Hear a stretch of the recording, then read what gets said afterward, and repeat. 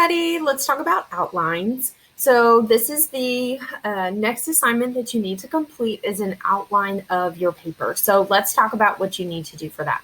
First of all, up here, let me grab my mouse. Up here, you still need to do your standard MLA heading, your name, my name, class, date, last name, page number up here. You can see that you do give this a title, and this should be a potential working title of your paper. And the title should not be research paper. That's not a good title. So give me a good title. Think of it as more like, how would you write a tweet about your paper? So 140 characters or less of what your paper is about. So give that a title. Okay. This is called an MLA outline, and the thing you need to know about MLA outlines is they are done as alphanumeric outlines. That means we go number, letter, number, letter. So as we move down and in and indent, what we're saying is we're being more specific about the level above. So you can see these right here are just being more specific about this level. And then these down here are giving more information about the level above it. So a few more formatting things to show you. First of all, what you want to do is you want to line everything up. So this, let me get my pen going. This, and you can see this isn't totally exact, but these should line up. Your next tag marker should line up with the first letter of the line above. You can see that here, okay? Do not just use tabs. That isn't correct. And don't let Microsoft Word or Google Docs format your outline because it won't do it correctly. It will want to tab, which will push it way over here, and that's not proper MLA formatting. It's really just a couple of spaces because you want to line everything up. Okay, so make sure that you keep that in mind. Line everything up along the way. All right, so first I want to show you, and let me change my color here.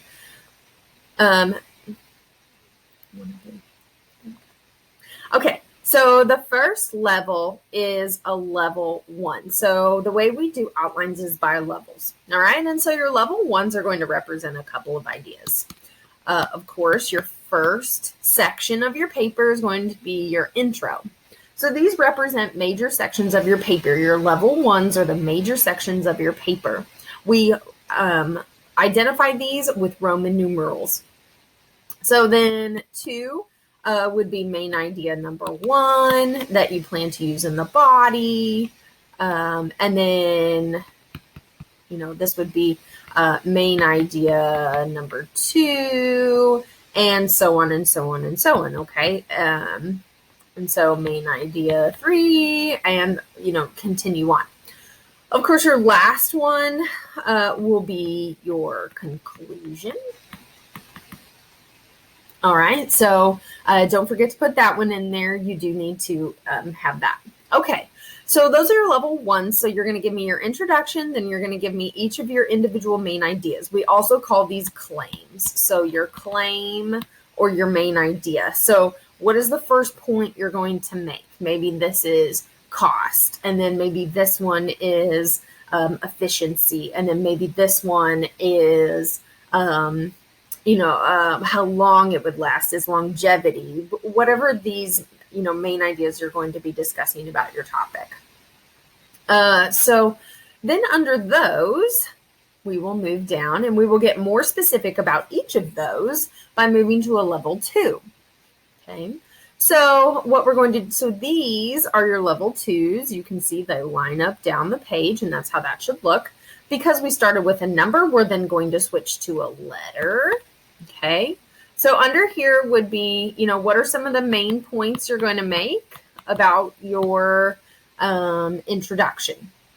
One of these main points that you're going to include in your introduction is your thesis. Now, you will notice that the formatting of this outline is phrases. Okay, we call these a phrase outline. MLA says use phrases, use short phrases, key terms, keep it simple. However, the one sentence that I want you to do as a complete sentence is your thesis statement. Now, remember, you already kind of threw out some potential thesis statements to me, and I gave you some feedback on those. Make sure that you consider that and go back and look at that feedback. So, thesis statement. needs to go in the introduction as one of your main points, as one of your level 2s. Okay, so these are level 2s. And so these are the main points you're going to include in your introduction. Under here, under main idea number 1, you're then going to give me also what is going to be your counterclaim, and then your rebuttal. Okay, then you're going to do that under each of these as well. So I'm going to delete, or I'm going to erase some of this just so I have a little more room.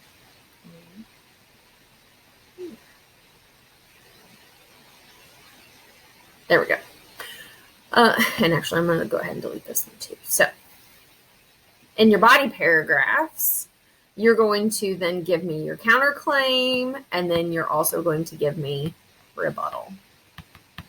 Okay, so this is the overall main idea or the main claim that you're making for your side. You're going to give me what does the other side say. So this is your counter. Then you're going to come back to your side, and that will be your rebuttal. Then you'll move on to the next main idea. So this is lather, rinse, repeat is the way that you will format this. So it will feel a little repetitive, and that's okay. It should.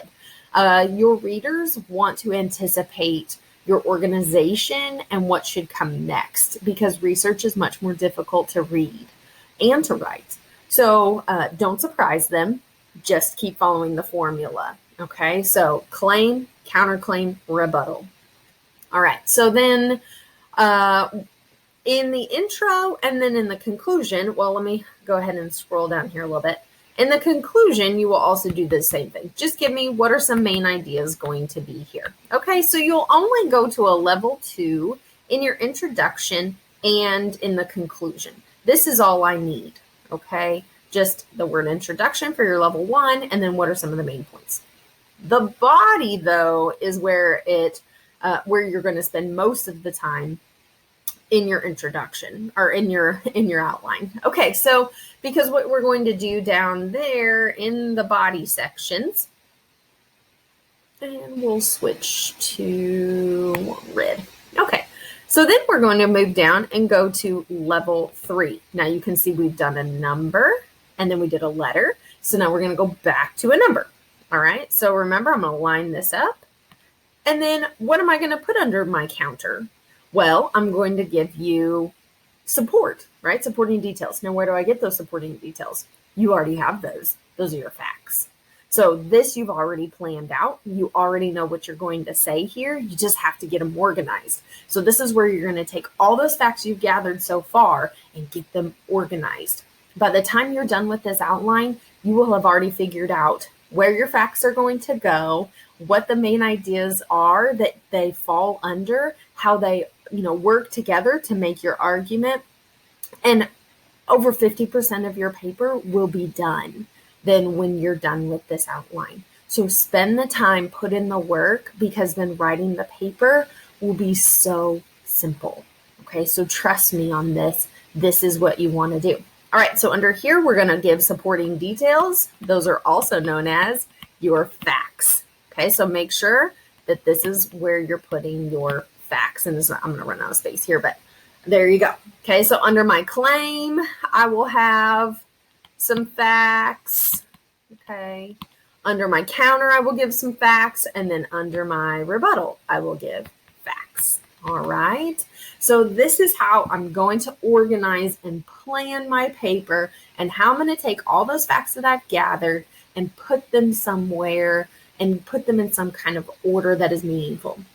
One way you may want to do this is go ahead and take all your facts and maybe organize those first, okay? And then figure out, okay, where can I group these, copy paste them around to figure out where can I put them, group them together so that those main ideas become really clear. So spend some time analyzing your facts and see where you can find those claims, counterclaim, rebuttals, and sort of work all of that out, and then jump into the outline.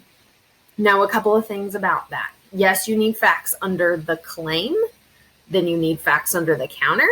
then you need facts under the rebuttal. But please don't call these main idea, counter, and rebuttal. You need to actually tell me what your claim is, what the counterclaim would be for the opposing side, what the opposing side, or how the opposing side would counter, what their point would be, and then what, coming back to your side, how your side would rebut that. Think of this almost as like a verbal debate or disagreement, but it's just happening on paper rather than in person. Okay, so think of two people sort of talking back and forth, if that helps. And what kind of support would they give for each side, and what would each side say? So that's what we're looking at here. Give me a claim that your side would say, give me a counter, then give me a rebuttal, and you have to have facts to support it. Otherwise, you just have lots of opinions. Okay, so that's what you're doing in the outline, is taking all those facts you've gathered and trying to get them in some kind of organization. Again, by the time you have this, then you have a clear understanding of your introduction, then your body paragraphs are planned out and you know where your facts are going to go, and then what could go in your conclusion. And so then writing the paper, especially now that every fact is already matched to the source that it goes to, this will be easy. So trust me on this, spend your time. Now, how long should the outline be? Well, the answer is a quarter of the final paper. Okay, so if I was doing a 10-page paper, my outline would need to be 2.5 pages. So what that means is you're not going to put every fact in your outline. You just can't. Okay, so you may want to combine some facts, sort of summarize some of them together. You will not stick all of your facts in your outline. Okay, so keep that in mind too. I just want to see that you have at least something to put under each of these areas. Okay. Also, in the conclusion, keep in mind that you should not introduce new information ever. The conclusion is to wrap it up, not throw in something totally random and new. So do not do that. Also, a lot of students struggle with, well, what kind of things should I put in the introduction? The best things to put in the introduction are background facts that don't really add to the argument. They don't really fit into the claim, counterclaim, rebuttal because they don't provide argument. It's really background that I, as the reader, need to understand your topic. So maybe you need to define terms for me, things like that. We'll talk about more of that when we get to the rough draft, but keep in mind the intro is really just the place where you're going to sort of set the scene, give us the background information that we need to know before we get to the argument. Okay, so you may not have a whole lot in the introduction and conclusion right now as far as facts, and that's okay. Just define any terms that we need to understand in the introduction and don't give us new information in the conclusion. Most of your time, though, should be spent in this body paragraph section, all right, where you give me a Roman numeral with your first main idea or claim that your side makes, give me some facts under that, then give me the counterclaim, then give me your facts under that, then give me the rebuttal and some facts under that. Make sure that all of these line up, though. So all of my level 1 should line up. As you can see over here, all of my level 2 should line up, and then all of my level 3 should line up. So don't use tab. You need to do this manually. The way you want to do that on Microsoft Word is to tell it to stop automatically numbering. Sometimes it will come up with a little lightning bolt button and try to outline or try to format the outline for you. Don't do that. Just click on that little lightning bolt and say stop automatic numbering. Because we don't want it to do it for us. You'll actually have to do this by hand. All right.